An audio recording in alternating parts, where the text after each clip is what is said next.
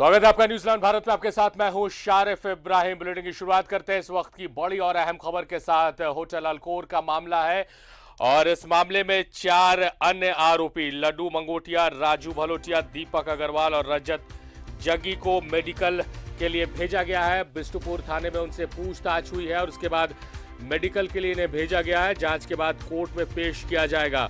आपको बताएं कि लड्डू मंगोटिया ये वही शख्स है जो पहले दिन जो छापेमारी पुलिस ने की थी सूचना के आधार पर ये बरामद हुए थे वहां से और थाने लाकर इसे पूछताछ करने के बाद इसे छोड़ दिया गया था। सिर्फ लॉकडाउन के उल्लंघन का मामला दर्ज कर जो बेलेबल धारा है उसके तहत मामला दर्ज कर इसे छोड़ दिया गया था, मगर जब लगातार दबाव पड़ने लगा तो उसके बाद फिर से सेकंड एफआईआर की गई है और आज तमाम 4 लोगों को मेडिकल जांच के लिए भेजा गया है।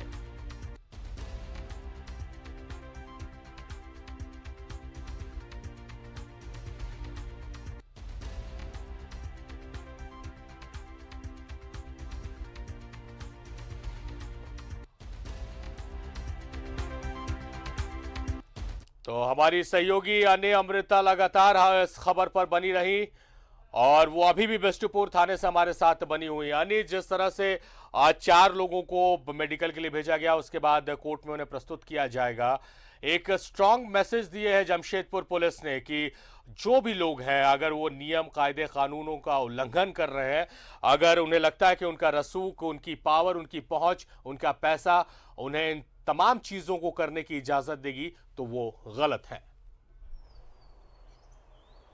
बिल्कुल शारिफ, ये मैसेज गया है और जिस तरह से मामला दर्ज हुआ है और जो पूछताछ हुई महिला से, तो ऐसी ऐसी जानकारियां मिली है शारिफ, जिसको सुनने के बाद हम सब हैरत में पड़ जाएंगे कि जिस वक्त पूरा विश्व जो है इस महामारी की चपेट में है, उससे जूझ रहा है, संघर्ष कर रहा है, उस वक्त यहाँ क्या खेल चल रहा है। 1 महीने से ज़्यादा समय से महिला यहाँ पर रखी गई है होटल अल्कोर में। महिला के मोबाइल को जाँचा गया है तो उसमें कुछ मैसेज मिले हैं जिसमें सांकेतिक भाषाओं का इस्तेमाल हुआ है।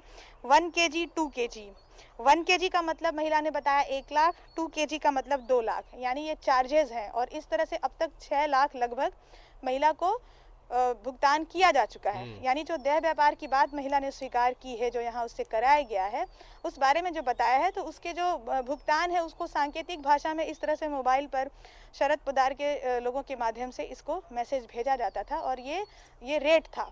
तो ये देखिए कि ये 1 महीने से ये सब खेल यहाँ पे चल रहा था और हम और आप जूझ रहे हैं कोरोना से।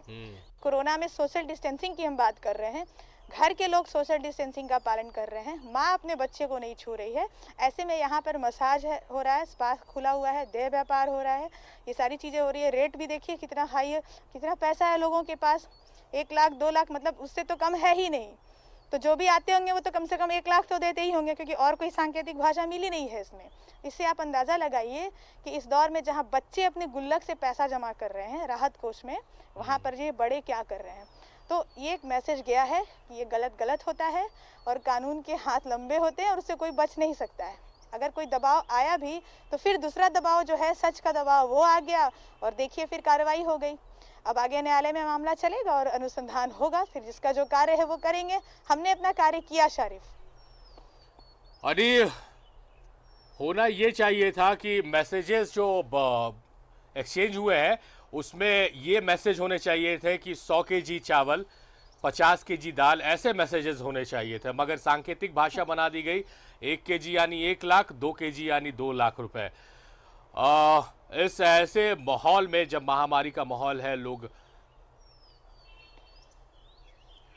ये अब तस्वीर आप एमजीएम अस्पताल से देख रहे हैं जहां पर तमाम 4 आरोपियों को मेडिकल के लिए लाया गया एमजीएम अस्पताल में।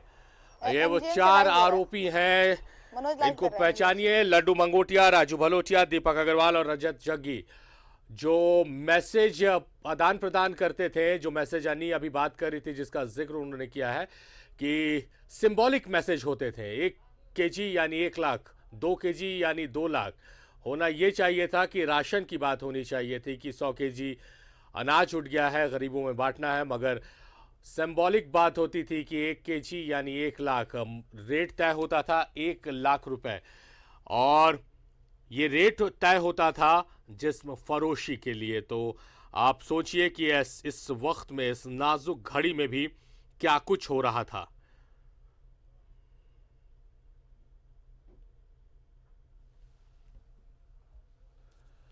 अनि जो चर्चा हम कर रहे थे, एमजीएम की तस्वीरें हम दर्शकों को दिखाने लगे।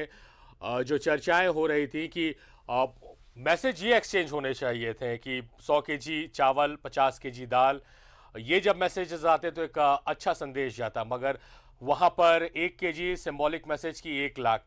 अनि तब माना जाए कि जब इतना बड़ा रैकेट है जहां 1 लाख सभी के बारे में सब सूचनाएं हम लोगों के पास में है, इसलिए हम लोग बहुत गंभीरता के साथ इस मामले को ले रहे हैं। और मैं बार बार कहता हूं कि उन पर एनएसए लगाइए, क्योंकि ऐसे वक्त पे ये कोई साधारण वक्त नहीं है कि आप ह्यूमन ट्रैफिकिंग का केवल एक ये लगा लीगल ट्रैफिकिंग का, इमोरल ट्रैफिकिंग का, चाहे लॉकडाउन तोड़ने का, ये उससे भी बड़ा अपराध है। और उससे भी बड़ा अपराध के लिए उससे भी बड़ी धाराएं लगनी चाहिए। सुप्रियो जी, बेहद खुशी की बात है कि आप लोग, तमाम लोग इतने गंभीर हैं और शायद यही वजह है कि इतनी बड़ी कार्रवाई हो रही है। सुप्रियो जी, मगर एक जो अभी अन्य हमारी सहयोगी वहां से बनी हुई है, उन्होंने एक मैसेज जो उस लड़की को गिरफ्तार कर जेल भेजा गया है, उसका एक मैसेज जब्त किया पुलिस ने। उस मैसेज में सिंबॉलिक बातचीत है। 1 केजी और 2 केजी का जिक्र है। 1 केजी यानी 1 लाख और 2 केजी यानी 2 लाख। जब 1 लाख और 2 लाख रुपए के रकम को लेकर प्रोस्टिट्यूशन हो तो आप समझ सकते हैं सुप्रियो जी कि कितना बड़ा ये रैकेट होगा, और अगर इसकी सही तरीके से जांच हो तो बहुत बड़े खुलासे हो सकते हैं। नहीं, मैं इसलिए तो कह रहा हूँ, वो हम लोगों को तो उतना भाषा समझ में आता नहीं है, 1 केजी क्या होता है और लाख क्या होता है। हम लोग तो सीधे साधे लोग हैं, जो बोलना है भाई सीधा बोलेंगे। हम लोग यहाँ पर रोज 500 आदमी का रात्रि भोजन करवा रहे हैं। जी जी। हर जगह लोगों को राशन पहुंचाने का काम कर रहे हैं, ड्राई राशन पहुंचाने का। एक एक थाना लगा हुआ है, एक एक पंचायत सचिवालय लगा हुआ है, एक एक गांव में लोग को खाना दिया जा रहा है। गुरुजी का स्पष्ट संदेश है और आदेश है, और निर्णय हेमंत जी का है कि कोई भी भूखा नहीं सोएगा। उसमें ये 1 केजी 2 केजी का इनका क्या मतलब है, ये तो यही लोग बता पाएंगे। वही चिंता का विषय है सुप्रियो जी। जिस तरह से अब कभी हम लोगों ने भी कल्पना नहीं की थी कि थाने से खाना खिलाया जाएगा, थाने से जरूरतमंदों को खाना खिलाया जा रहा है। सरकार सजग है।